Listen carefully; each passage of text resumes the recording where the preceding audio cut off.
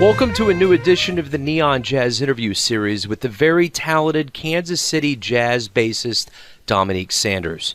Over the course of our conversation, he discussed his growth in Liberty, Missouri while he was growing up, his time at UMKC and being with all of that talent and Bobby Watson, the different genres of music that he gets involved with. He is very diversified, along with all of that jazz he's involved with, and what projects are taking place these days, along with what might be coming along in the future. This is one very busy and talented cat, so please dig this interview, my friends. Let me go ahead and get started here. We talked at the Green Lady a few weeks back, and I know you're always busy. Give me an idea of your activity level. What's going on lately? Yeah, man. Lately, there's been a lot of things kind of going on. I mean, most recently, I've been doing a lot of different kind of hip hop production aspects and different things like that. I got a new group with Fabulous, one of the best really in the world, music producers right here in Kansas City, Leonard Destroy. And the name of that group is The Extraordinaire. So we were pushing that a lot recently, and also got a new record label kind of in the works and really about to come up in January, Melody Soul Records. And there's over 20 artists from all around the world on that now. So been pushing that a lot here recently. Give me an idea from growing up and being in Liberty, Missouri. What was that like? What was your environment at home? And just being in that community that kind of gave you a love of music and jazz.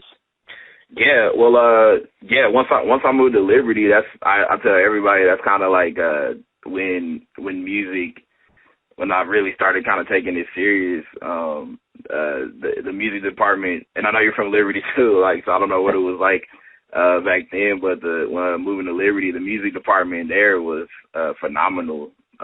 Really just all across the board.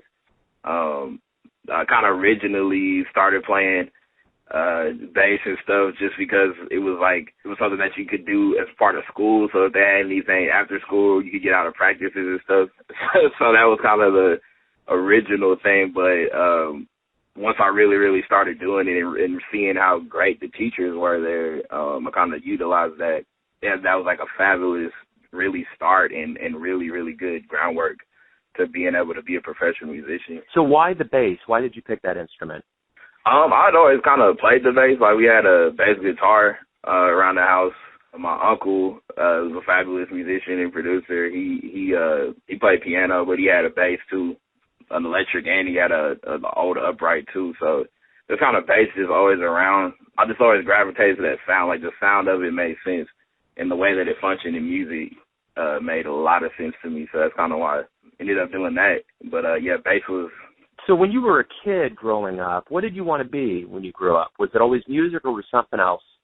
Yeah, no, actually, I mean, when I was a kid, like, kind of growing up, I wanted to be a lot of different, like, you know, the kids you don't really know, but, yeah, I mean, definitely, like, a basketball player.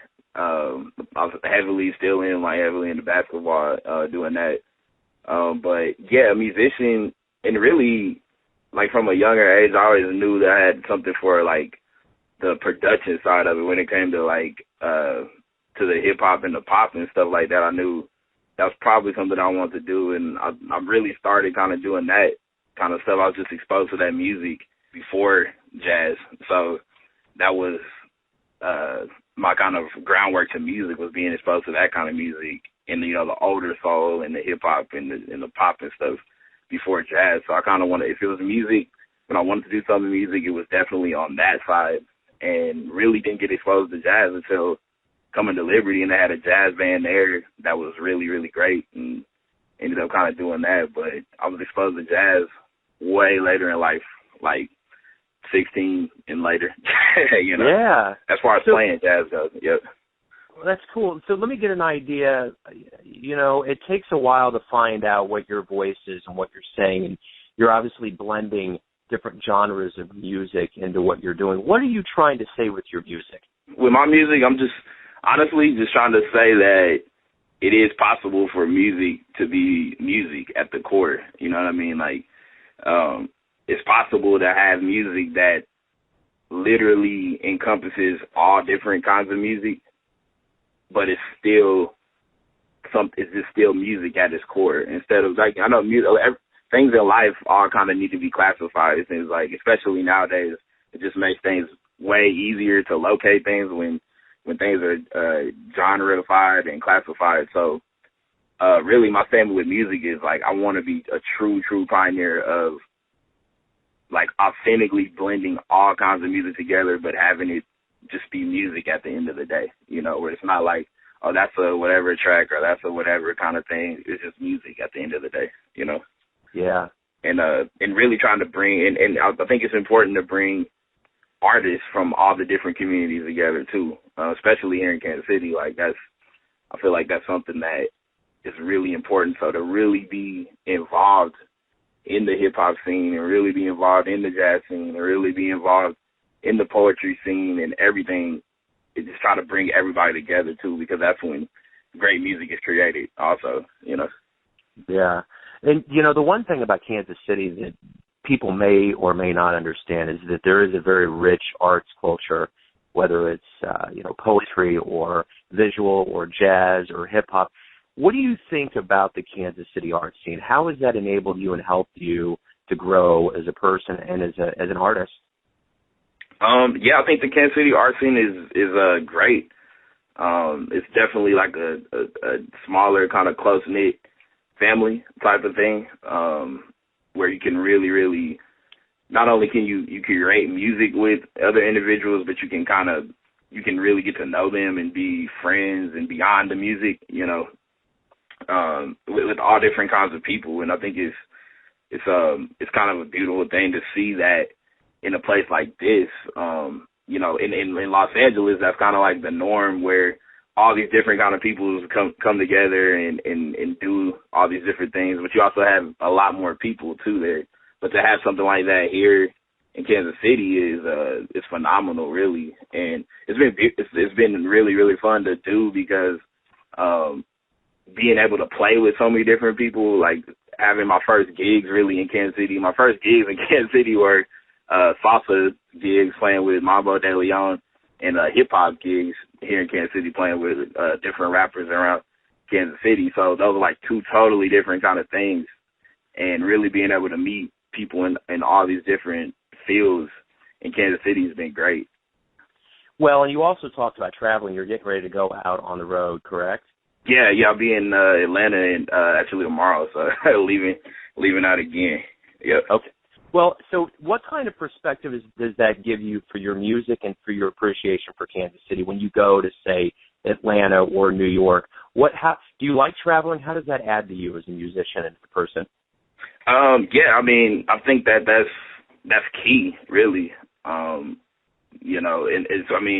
whatever kind of music you're doing, normally when I'm traveling is for different studio things, but it really doesn't matter. I feel like the more you travel, especially nowadays, the more you travel and you get out and you kind of see what else is out there, it works in a lot of different ways. It works, you can see, there's people doing this thing, you know, that I never thought about doing or whatever.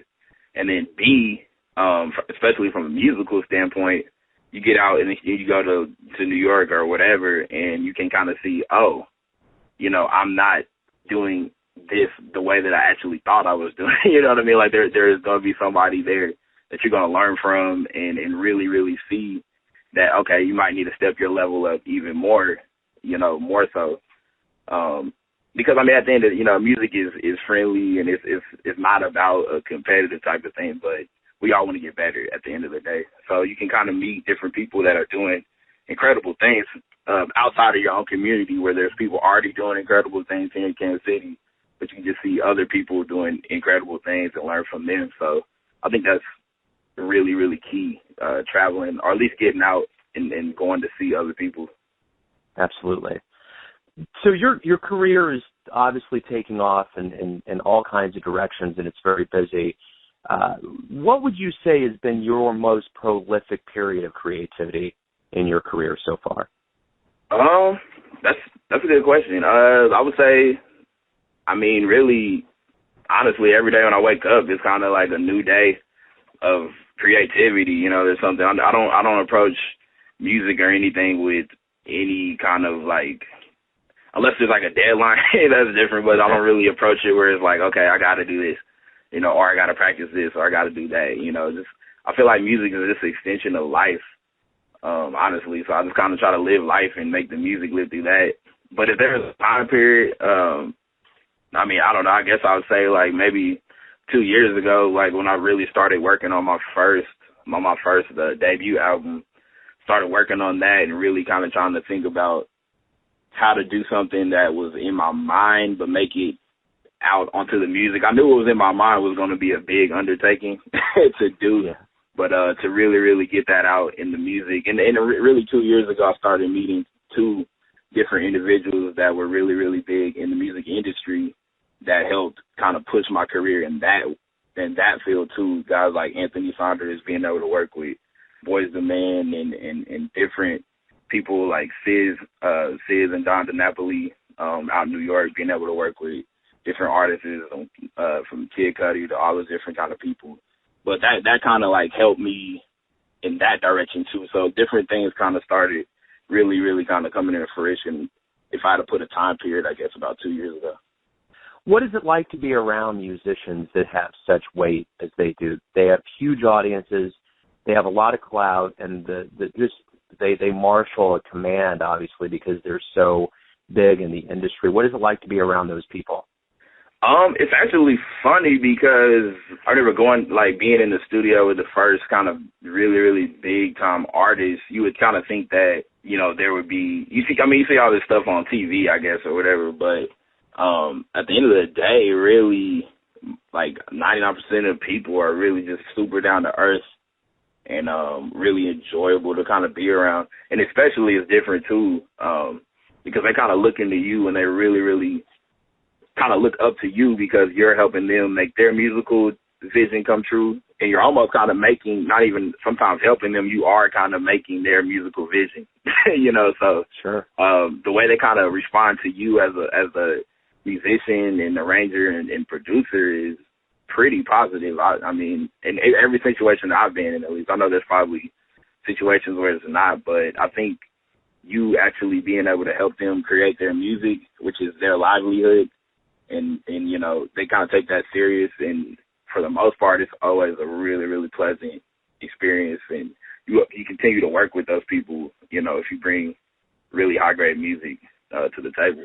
So let me ask you this. Who has taught you the most about music? That's a good question, too.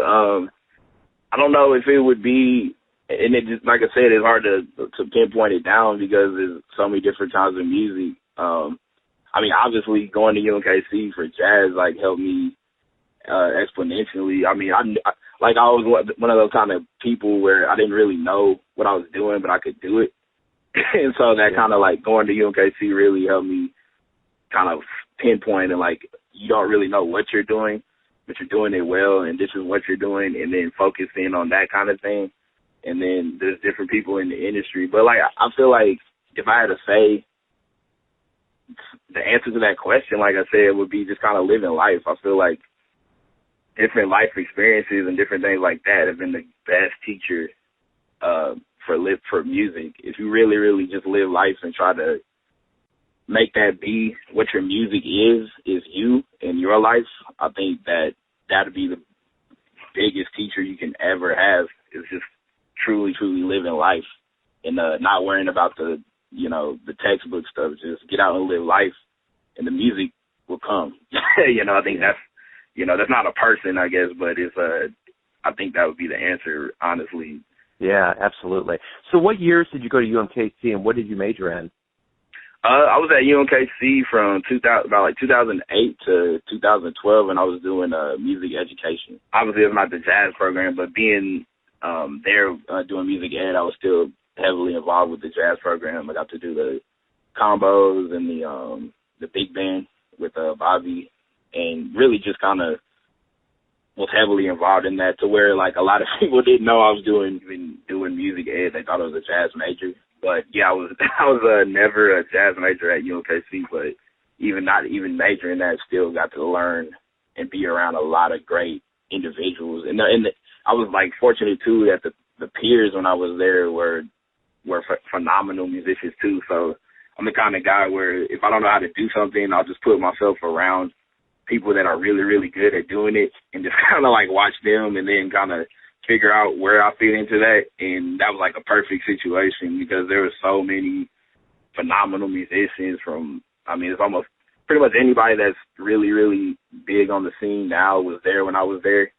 And I got to learn a lot of stuff from them too. So that was beautiful. So let me ask you this. Who would you consider your jazz or music heroes? My jazz hero would definitely be Jimmy Garrison, bass player for John Coltrane. It was just listening to him play, whether it's with Coltrane or with anybody else, it's truly like when you hear certain things, you really, really can hear the way that he plays. I never got the chance to know him, but the way that he plays, that's who he was.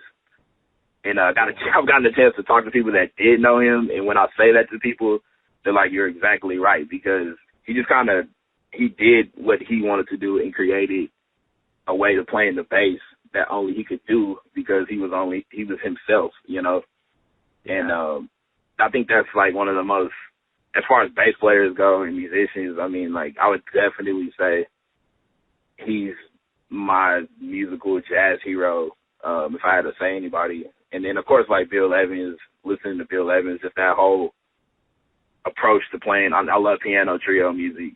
And that whole approach that he took to playing was phenomenal. But, it's hard to lock that down, but I'd definitely say Jimmy Garrison and Pharoah Sanders and Bill Evans would be my, if I had to say, top three jazz heroes. That's who would it be. So let's whittle this down a little bit. If you could get into a jazz DeLorean time machine and go back in time and see a gig, where would you go and who would you want to see live? Probably just Seattle because there's a recording with Coltrane and Pharoah Sanders that they did, and it was live in Seattle, and I can't remember the name of the club.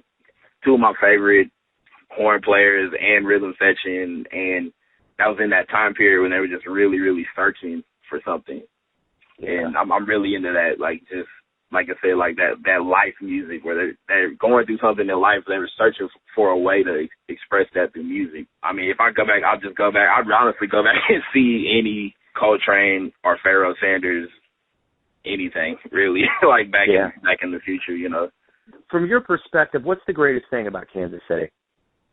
The greatest thing about Kansas City to me is, I would say, community. Really, it's a really beautiful community, especially musically. That's not always common, where people they don't have like drama. There's always something, but they don't have like that drama, and they don't have all the extra stuff that normally comes with being a musician. And there's not that like that cutthroat competitiveness in the music. And the Kansas City is beautiful because everybody that are musicians, they get along and they learn from each other, And I think even more so is that they help each other out. If something ever comes up in the music community, whatever, the jazz community or whatever, you can be pretty sure that the musicians in the community are going to somehow band together and try to have a solution for it, So yeah. I think that's something that's really, really unique about Kansas City is just the community aspect of it and how well that everybody gets along and interacts with each other is pretty rare, especially for there to be so much talent. There's not a lack of talent here either on any instrument. So, absolutely. Let me ask you this. Why do you love jazz? Like being in the studio situation quite a bit, jazz is the music where I can truly express who I am. And not only who I am, but even more detailed, I can express kind of who I am at that very day, that very second, because your thoughts and different things change from day to day. So I feel like when I play, like even my playing, the ideals are different every day and all these different things. So I feel like jazz is really the only music that I know of, at least, that kind of allows you to truly put your personality on the forefront and get the ideals that are in your head that are kind of just bubbling there and just get them out, and share them with the world. So that's kind of the thing I love about jazz. And and jazz makes me happy, and I think it makes most of the people that listen to the music happy. You know, when it's played well, it's just something about that connect that people know that you're really, really sharing an intimate part of your life through an instrument, and they're receiving that makes them joyful, and they enjoy that, you know. Yeah. So jazz is very unique and beautiful for that reason, I would say. Well, you know, and I felt that exuberance with Bassist at Green Lady, and this is my question to you. You know, everybody in the crowd has a perception of who you are. You're on the bandstand as a bass player. Your bandmates do, your friends do, your family do. But who do you think you are? I mean, honestly, I think that I'm a musician that plays the bass professionally. That's kind of the instrument I choose to let the world hear me play. And but you know, at the end of the day, like I would say I'm a musician, and if I get to know you and you're a good person, a friend, really, you know, like I feel like that's important. Just being a good person, you know, is pretty important, I feel like. So if other people are good people, and, you know, I feel like we should all just be good to each other, you know, musically and in life in general. So I think that's kind of who I am, try to be a good person and have that come through not only on the bandstand, but in the way you kind of conduct yourself in life, you know. So my final question is this. We hook up in 10 years, 15 years, let's say, and I ask you what has been going on. What do you want to see transpire over, say, the next decade or two of your life as your career is really kind of in the big, huge stride? Yeah, I mean, 20 years, you know, hopefully I'll be somewhere in Hawaii, and you know, you ask what you've been doing recently, just kind of not much, just sipping pina coladas and all that. That would be the goal, just you know, but yeah, you know, like really, like my main goal is it's not even about, you know, the fame and all that stuff. It's about really making the best music possible on whatever stage that I can put in. If I'm on the jazz front, I just want to make the best music that I possibly can make. And not only, and I feel like every day that standard and that bar should be rising. So yesterday, the best music you should possibly be able to make yesterday, the music that you make today should be better than that music you made yesterday, you know, because you have more time and you've lived more life to be able to do that. So, I mean, in 20 years, I want to look back on what I've done now and almost kind of chuckle, really. Musically, I want to be like, really be able to listen to it and say that was kind of funny, that was cute, you know. But every day, just really, really get better at the craft that I'm doing. I mean, that's I'm like really dedicated to truly trying to make the best music that I can possibly make every day. Man, that's a perfect way to end. Thanks for what you do for jazz, man. I appreciate it. No, thank you, man. I appreciate it, too. I'll talk to you soon. Thanks for listening and tuning in to yet another Neon Jazz interview, where we give you a bit of insight into the finest players in the jazz craft in Kansas City, New York, and spots all over America, giving fans all that jazz. And thanks to Dominique for his contribution to a thriving Kansas City jazz scene and all that great music. If you want to hear more interviews, go to Famous Interviews with Joe Domino on the iTunes Store, or visit theneonjazz.blogspot.com for all things Neon Jazz. Until next time, enjoy the music, my friends.